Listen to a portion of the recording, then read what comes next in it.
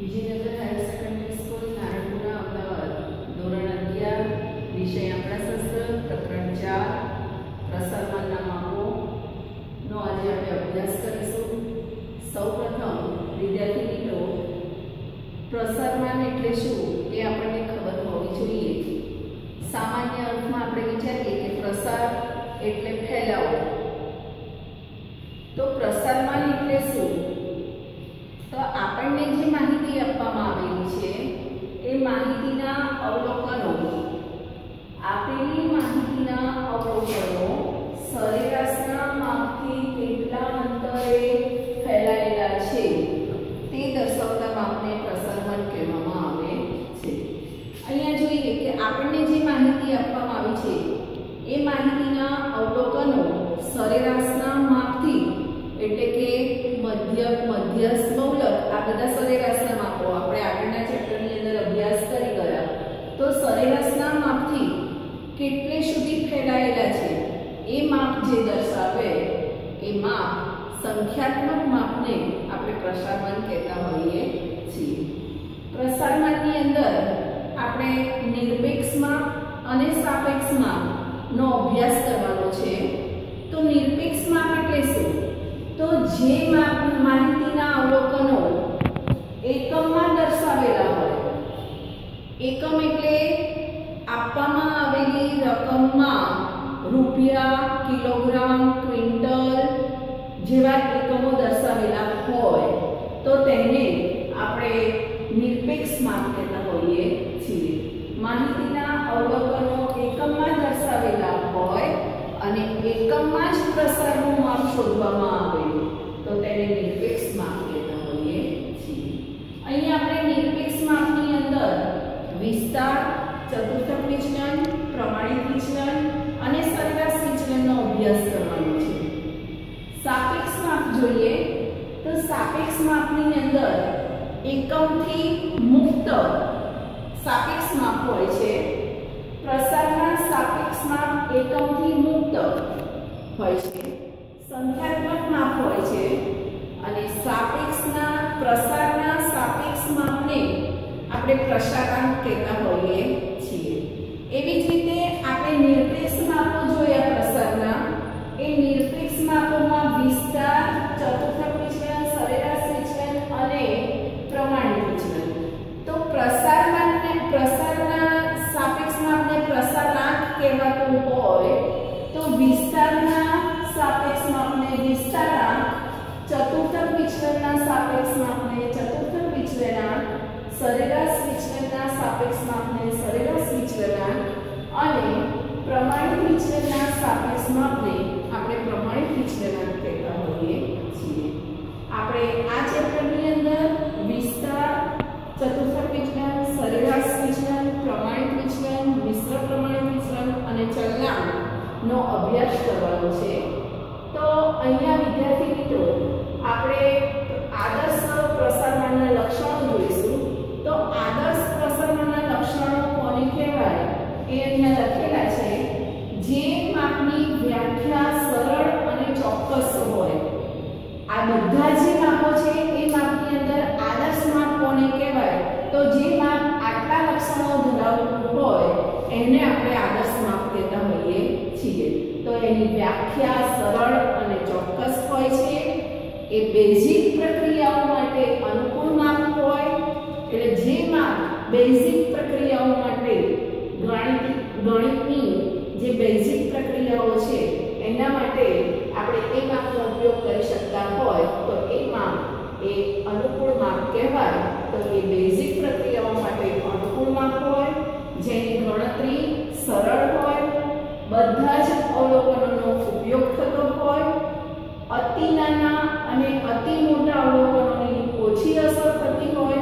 આપણને જે અવલોકનો આપવામાં આવેલા છે એ અવલોકનોમાં ખૂબ જ નાના અને ખૂબ જ મોટા અવલોકનોની અસર કેવી હોય?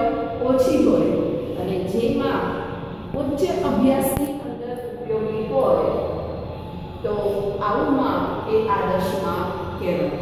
અહીંયા નિદર્શની ઓછી અસર, નિદર્શ એટલે શું એ આપણે 11મા ધોરણમાં શીખી ગયા। આપેલી માહિતીના અવલોકનોમાંથી નક્કી કરેલા કેટલાક અવલોકનો લેવામાં આવે તો એને આપણે નિદર્શ કહેતા હોઈએ છીએ. એ નિદર્શની અસર અહીંયા ઓછી હોય તો તે આદર્શ માપ છે. તો વિદ્યાર્થી મિત્રો, પ્રસારણના જેટલા પણ માપો છે એ માપોની અંદર પ્રમાણિત વિચલનને આદર્શ માપ કહેવામાં આવે છે, જે આમાંથી લગભગ બધા જ લક્ષણો ધરાવતું માપ છે. માટે પ્રમાણિત વિચલનને આદર્શ માપ કહેવામાં આવે છે. અહીંયા વિદ્યાર્થી મિત્રો, આપણે પ્રસારણમાં નો અર્થ સમજતી વખતે જ જોયું કે આપેલી માહિતીના અવલોકનો.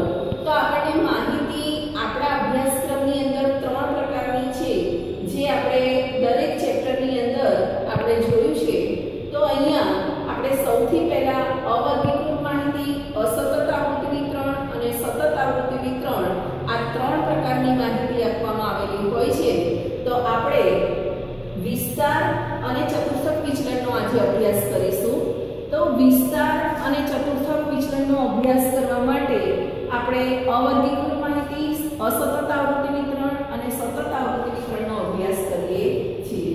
અહીંયા સ્વાધ્યાય 4 સેક્શન સી એનો દાખલા નંબર 6 લખેલો છે, જે અવર્ગીકૃત માહિતી છે. તો એની અંદર આપણને આપવામાં આવ્યું છે નીચે આપેલા અવલોકનો પરથી વિસ્તાર અને ચતુર્થક વિચલનાંક શોધો. તો આપણને જે અવલોકનો આપવામાં આવ્યા છે એ અવલોકનો આડાઅવળા છે. 2, 3, 5, 8, 11, 15, 20. એને અહીંયા મેં ચડતા ક્રમમાં ગોઠવેલા છે. 2, 3, 5, 8, 11, 15 અને 20. એમાંથી આપણે વિસ્તારાંક અને ચતુર્થક વિચલનાંક શોધવાનો છે. ડાયરેક્ટ દાખલો લીધો છે. આપણે દાખલાની સૂત્ર દ્વારા જ આપણે એનો અર્થ સમજવા માટે પ્રયત્ન કરીશું. અહીંયા જુઓ, વિસ્તાર શોધવા માટેનું સૂત્ર આપણી પાસે છે. વિસ્તારને કેપિટલ R વડે દર્શાવીએ છીએ, જેનું સૂત્ર છે xh xl. xh એટલે h એટલે હાઈટ, મોટામાં મોટું અવલોકન, x એટલે અવલોકન. તો અહીંયા મોટામાં મોટું અવલોકન અને xl એટલે નાનામાં નાનું અવલોકન. મોટા અવલોકનમાંથી નાના અવલોકનને બાદ કરીએ તો વિસ્તાર મળે છે. અહીંયા આપણે જોઈએ કે મોટામાં મોટું અવલોકન 20 છે અને નાનામાં નાનું અવલોકન 2 છે. તો 20 ઓછા 2 એટલે આપણે અહીંયા 18 મળે છે. તો ફરી એકવાર આપણે અહીંયા વિસ્તારનો અર્થ છે કે સૌથી મોટા અને સૌથી નાના અવલોકનોના તફાવતને વિસ્તાર કહેવામાં આવે છે. વિસ્તારને કેપિટલ R વડે દર્શાવીએ છીએ. સૌથી મોટા એટલે xh અને સૌથી નાના એટલે xl અવલોકનના તફાવતને, તો બંનેની બાદબાકી માટે xh xl વિસ્તાર આ. તો આ સૂત્ર દ્વારા આપણે વિસ્તારનો અર્થ પણ સમજી શક્યા છીએ. હવે આપણે વિસ્તાર ઉપરથી વિસ્તાર આંક શોધવાનો છે, એ જે સાપેક્ષ માપ છે. વિસ્તાર આંક બરાબર xh xl છેદમાં xh પ્લસ xl. અહીંયા વિદ્યાર્થી મિત્રો જુઓ, અહીંયા માઇનસ છે, અહીંયા પ્લસ છે. એટલે સામાન્ય રીતે દરેક સૂત્રની અંદર જો માઇનસ અને પ્લસ હશે તો એમાં આપણે જોઈએ તો માઇનસ કરીએ એટલે સંખ્યા નાની થઈ જાય, પ્લસ કરીએ તો સંખ્યા મોટી થઈ જાય. એટલે છેદમાં મોટી સંખ્યા આવશે તો એનું માપ 1 કરતાં હંમેશા ઓછું આવશે. 1 કરતાં ઓછું આવી શકે. અહીંયા xh 20 છે, xl 2 છે. તો 20 ઓછા 2 છેદમાં 20 વત્તા 2 તો 18 છેદમાં 22 બરાબર 0.81. તો 0.82 એ આપણો વિસ્તારાંક છે. અહીંયા આપણે વિસ્તારાંકને xh xl છે તો r લખીને પણ xh xl છેદમાં લખી શકીએ. આ સૂત્ર ન લખવું હોય તો xh xl જે આપણે અહીંયા r નું સૂત્ર છે એટલે એના બદલે r લખ્યો અને છેદમાં xh xl xh plus xl છે. તો અહીંયા આપણે xh પ્લસ XL લખ્યું. તો આ સૂત્રના બદલે આ સૂત્ર પણ લખી શકીએ. હવે આપણે આ જ દાખલાની અંદર ચતુર્થક વિચલન અને ચતુર્થક વિચલનાંક શોધીશું. તો જેથી અવર્ગીકૃત માહિતીમાં આપણે ચતુર્થક વિચલનાંક કેવી રીતે શોધાય એ જોઈએ. તો ચતુર્થક વિચલનાંક શોધવા માટે અવર્ગીકૃત માહિતીમાં ચતુર્થક વિચલન બરાબર Q3 Q1 છેદમાં 2. તો Q3 એટલે ત્રીજો ચતુર્થક, Q1 એટલે પ્રથમ ચતુર્થક છેદમાં 2. આ એનું સૂત્ર છે. ચતુર્થક વિચલનને QD વડે દર્શાવીએ છીએ. એનો અભ્યાસ આપણે ચતુર્થક વિચલનો શોધતી વખતે પ્રકરણ 3 માં શીખી ગયા છીએ. અહીંયા સૂત્ર જુઓ, Q3 અને Q1 બંને શોધવાના છે. એનો તફાવત છે અને 2 વડે ભાગ્યા છે. તો આને જ વ્યાખ્યામાં શબ્દોના અર્થમાં લખીએ તો અહીંયા ચતુર્થક વિચલન QD બરાબર આપેલી માહિતીના તૃતીય ચતુર્થક Q3 જે આપણે સૂત્રમાં લખેલા છે. તો આપેલી માહિતીનો તૃતીય ચતુર્થક Q3 અને પ્રથમ ચતુર્થક Q1 વચ્ચેના તફાવતને 2 વડે ભાગવાથી મળતી કિંમતને ચતુર્થક વિચલન કહેવામાં આવે છે. વ્યાખ્યા આપણે જોઈ એ જ પ્રમાણે અહીંયા સૂત્ર છે. Q3 એટલે તૃતીય ચતુર્થકમાંથી Q1 એટલે પ્રથમ ચતુર્થકની બાદબાકી કરવાની અને પછી એને 2 વડે ભાગીએ તો ચતુર્થક વિચલન QD મળે છે. આ જ વ્યાખ્યામાં દર્શાવેલું છે. હવે આપણે અહીંયા સૂત્ર ઉપરથી નક્કી કરી શકીએ કે આપણે Q3 અને Q1 બંને શોધવા પડે. તો Q1 એટલે n+1/4 મૂળ અવલોકન. આપણે અવર્ગીકૃત માહિતીમાં સૂત્ર Q1 નું શોધવા માટે આપણે શીખી ગયા છીએ. તો Q1 બરાબર n+1/4. તો અહીંયા કુલ અવલોકનો 7 છે. તો 7 અવલોકનો વત્તા 1 ના 1 તો 7 + 1/4. તો 8/2 તો 2 આવે. તો બીજું અવલોકન આપણે ચડતા ક્રમમાં જોઈએ તો અહીંયા 3 એ બીજું અવલોકન છે. અહીંયા જુઓ, ત્યાર પછી Q3 = 3 કૌંસમાં n+1/4 મૂળ અવલોકન. તો એમાં 3 કૌંસમાં 7 + 1/4 મૂળ અવલોકન. તો 3 કૌંસમાં 2 તો છઠ્ઠું અવલોકન આવે.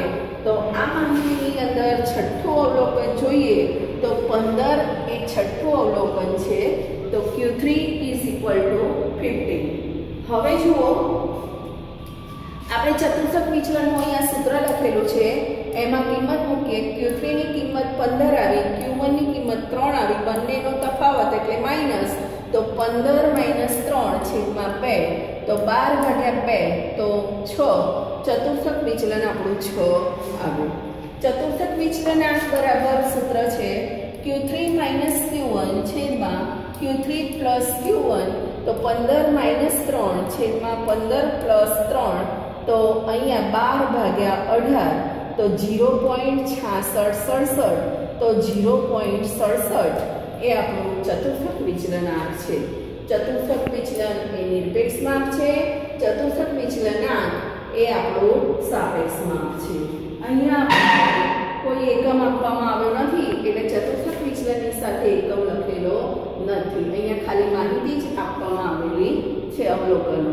ત્યાર પછી આપણે વિસ્તાર અને ચતુર્થક વિચલનાંકનો અસતત આવૃત્તિ વિતરણમાં કેવી રીતે દાખલો ગણી શકાય છે એ આપણે જોઈએ. તો અહીંયા વિદ્યાર્થીઓના ગુણ અને વિદ્યાર્થીઓની સંખ્યા આપવામાં આવેલી છે. સ્વાધ્યાય 4.2 નો દાખલા નંબર 2 જેમાં ગુણ આપ્યા છે 10, 20, 30, 40, 50, 60. વિદ્યાર્થીઓની સંખ્યા એની સામે આપી છે 4, 7, 15, 8, 7, 2. એની સંચય આવૃત્તિ શેના માટે છે એ આપણે પછી જોઈશું. અહીંયા સૌથી પહેલા વિસ્તાર શોધવાનો છે. તો વિસ્તાર શોધવા માટે અહીંયા પણ આપણું સૂત્ર છે xh - xl. તો x છે એટલે અવલોકનો છે હાઈ h અને l એટલે લોઅર. તો આપણે x ની કિંમત અહીંયા જોઈએ તો મોટામાં મોટું અવલોકન 60 અને નાનામાં નાનું 10 છે તો 60 ઓછા 10 તો 50. આ વિસ્તાર એ નિરપેક્ષમાં કહેવાય. તો આપેલી માહિતીનો વિસ્તાર એ 50 ગુણ છે એવું કહી શકાય. અહીંયા જો વિસ્તાર આ xh માઈનસ xl છેદમાં xh પ્લસ xl તો 60 ઓછા 10 60 વત્તા 10 તો 50 છેદમાં 70 તો 0.71 એ આપણો વિસ્તારાંક છે. વિસ્તારાંકમાં કોઈ એકમ દર્શાવાતો નથી. આપણે સાપેક્ષ માપના અર્થમાં જ જોયું હતું કે સાપેક્ષ માપમાં કોઈ એકમથી મુક્ત માપ છે એટલે આપણે એને વિસ્તાર આંકને આપણે એકમ દર્શાવતા નથી. સાથે અહીંયા અવર્ગીકૃત માહિતીમાં ચતુર્થક વિચલન કેવી રીતે શોધાય એ આપણે જોઈએ. ચતુર્થક વિચલન શોધવા માટેનું સૂત્ર છે q3 q1 છેદમાં 2. તો આપણે q1 અને q3 બંને શોધવા પડે. અસતત આવૃત્તિ વિતરણ હોય તો આપણને બધાને ખબર છે કે ચતુર્થકો કેવી રીતે શોધી શકાય. તો અહીંયા એના માટે સંચયી આવૃત્તિની જરૂર પડે. તો અહીંયા સંચયી આવૃત્તિ બનાવેલી છે 4. 4 માં 7 ઉમેરે તો 11, 11 માં 15 ઉમેરે તો 26, 26 માં 8 ઉમેરે તો 34, 34 માં 7 ઉમેરે તો 41, 41 માં 2 ઉમેરે તો 43. આમ આપણી કુલ આવૃત્તિનો સરવાળો પણ 43 છે. તો q1 બરાબર n+1/4 નું અવલોકન તો 43 વત્તા 1 ભાગ્યા 4 તો 44 ભાગ્યા 4 બરાબર 11. એને આપણે સંચયી આવૃત્તિ CF માં જોવાનું છે. તો અહીંયા 11 ની સામે અવલોકન આપણું 20 છે તો q1 બરાબર 20 આવે. હવે એવી જ રીતે આપણે q3 જોઈએ તો 3 કૌંસમાં n+1/4 નું અવલોકન 3 કૌંસમાં 44 ભાગ્યા 4 તો 44 ભાગ્યા 4 એટલે 11 તો 3 ગુણ્યા 11 કરીએ તો 33 નું અવલોકન આવે. અહીંયા 33 નો સમાવેશ અહીંયા થાય છે એટલે આપણે q3 બરાબર સંચયી આવૃત્તિ જોતા અહીંયાથી આપણે 40 અવલોકનમાંથી આપણને 40 મળે છે. માટે q3 બરાબર 40. હવે આપણે ચતુર્થક વિચલન qd બરાબર q3 q1 છેદમાં 2 તો 40 q3 ની કિંમત 40 q1 ની 20 40 - 20 ભાગ્યા 2 તો 20 છેદમાં 2 તો 10 મળે.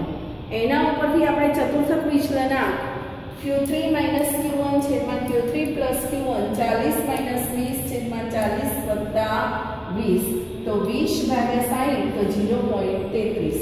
તો વિદ્યાર્થી મિત્રો જ્યારે બી અસતત આવૃત્તિ વિતરણ આપેલું હોય તો આપણે વિસ્તાર અને ચતુર્થક વિચલન આવી રીતે શોધી શકાય છે.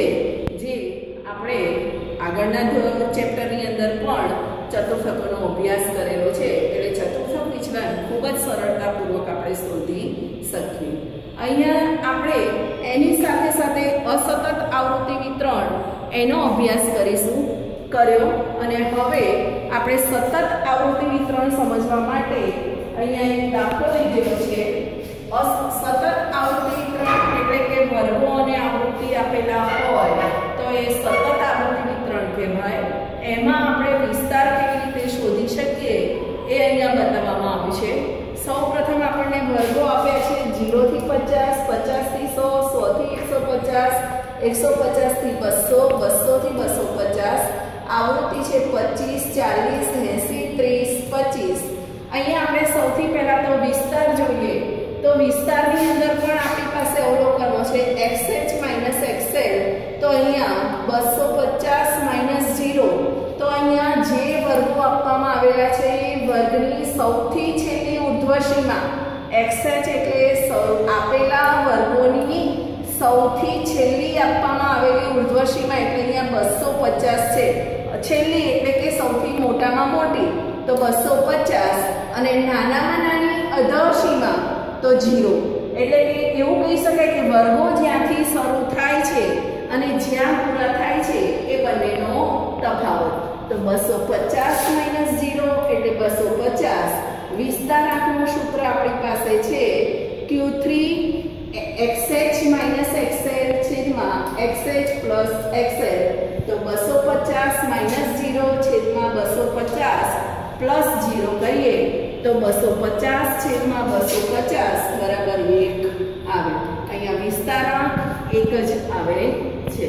વિદ્યાર્થી મિત્રો, અહીંયા સૌથી સારામાં સારું આપણે ચેપ્ટર 3 અને 4 ની તુલના કરીએ તો ચેપ્ટર 3 માં સૂત્રો થોડાક અંશે બદલાતા હતા, પણ અહીંયા આપણે વિસ્તારની અને ચતુર્થક વિચલનમાં જોયું કે અહીંયા સૂત્રો જે અસતત આવૃત્તિ વિતરણ કે સતત આવૃત્તિ વિતરણ હોય કે અવર્ગીકૃત માહિતી હોય, ત્રણેયમાં સૂત્રો એક જ રહે છે. એનો અભ્યાસ આપણે અહીંયા કર્યો. હવે આપણને વર્ગો અને આવૃત્તિ આપવામાં આવેલી છે. ચતુર્થકો શોધતા સતત આવૃત્તિ વિતરણમાં પણ શીખી ગયા છીએ, પણ અહીંયા ચતુર્થક વિચલન અને ચતુર્થક વિચલનાંક શોધવા માટે આપણે ચતુર્થકોનો ઉપયોગ કરીએ છીએ. એટલે Q1 શોધવાના અને Q3 શોધવાના. તો Q1 બરાબર n/4 મું અવલોકન ધરાવતો વર્ગ. અહીંયા વર્ગો છે એટલે સતત આવૃત્તિ વિતરણ કહેવાય તો n+1 આવશે નહીં, n/4 આવશે. અહીંયા 200/4 તો 50મું અવલોકન ધરાવતો વર્ગ, જેને આપણે સંચયી આવૃત્તિમાં જોઈએ તો અહીંયા 50મું અવલોકન અહીંયા 65 ની અંદર સમાવેશ થાય છે. એનો વર્ગ 50 થી 100 નો છે. તો અહીંયા વર્ગ આવ્યો 50 થી 100. જે નિવારક વર્ગો છે એટલે આપણે l લખવા માટે અહીંયા નિવારક છે એટલે કોઈ ચેન્જીસ કરતા નથી. અનિવારક હોય તો એને નિવારક બનાવી અને l ની કિંમત લખીએ. l એટલે લોઅર લિમિટ, જેને અધર સીમા કહેવાય. Q1 બરાબર l plus n/4 CF/f into c. તો l બરાબર 50, n/4 અહીંયા 50 આવેલા છે, માઇનસ CF. તો આપેલા ચતુર્થકના વર્ગની ઉપરના વર્ગની સંચયી આવૃત્તિ તો અહીંયા 25 છે, તો 50 માઇનસ 25. f એટલે જે તે વર્ગની આવૃત્તિ 40 અને વર્ગ લંબાઈ 50. 50 માંથી 25 જાય તો 25 25 ગુણ્યા 50 કરીએ તો 1250, માટે 50 વત્તા 1250 છેદમાં 40, તો 50 વત્તા 31.25 તો 81.25 એ આપણો પ્રથમ ચતુર્થક છે. હવે અહીંયા જુઓ Q3 બરાબર 3/n/4 મું અવલોકન ધરાવતો વર્ગ. તો અહીંયા 3/200/4 તો 3/50 150મું અવલોકન ધરાવતો વર્ગ. 150 નો સમાવેશ 175 માં થાય, એની સામેનો વર્ગ 150 થી 200 છે. તો અહીંયા 150 થી 200 નો વર્ગ. અહીંયા જુઓ n plus 3/n/4 CF/f. તો 150 વત્તા 3/200/4 માઇનસ 145 છેદમાં 30 ગુણ્યા 50. આ બધાનું સાદુરૂપ આપીએ તો અહીંયા આપણે 150 આવેલા છે. 150 માંથી 145 જાય તો 5 રહ્યા, 5 ગુણ્યા 50 તો 250 છેદમાં 30 ના 30. 150 વત્તા 250 છેદમાં 30 તો 150 વત્તા 8.33 158.33 એ આપણો ત્રીજો ચતુર્થક છે. હવે ચતુર્થક વિચલન અને ચતુર્થક વિચલનાંક શોધવા માટે આપણે સૌપ્રથમ સૂત્ર લખીશું. સૂત્રમાં કિંમત લખીશું QD બરાબર Q3 માઇનસ Q1 છેદમાં 2. 158.33 માઇનસ 81.25 છેદમાં 2 તો 77.08 ભાગ્યા 2 તો 38.54 એ આપણી શું થઈ ગયું? વિસ્તાર QD થયું. તો સોરી ચતુર્થક વિચલનાંક QD વિચલન QD થયો. હવે ચતુર્થક વિચલનાંક બરાબર Q3 માઇનસ Q1 છેદમાં Q3 પ્લસ Q1 158.33 માઇનસ 81.25 છેદમાં 158.33 પ્લસ 81.25 તો સરવાળો બાદબાકી કરીએ તો 77.25 છેદમાં 239.58 બરાબર 0.3217 તો 0.32 એ આપણો ચતુર્થક વિચલનાંક છે. તો આ રીતે આપણે વિસ્તાર અને ચતુર્થક આપેલી માહિતીમાં જુદી જુદી રીતે કેવી રીતે શોધાય એ આપણે જોયું. તમે બધી માહિતીની તુલના કરશો તો વિસ્તાર અને ચતુર્થક વિચલનની જે અવર્ગીકૃતમાં સૂત્ર વપરાય છે એ જ સતત આવૃત્તિ વિતરણ અને અસતત આવૃત્તિ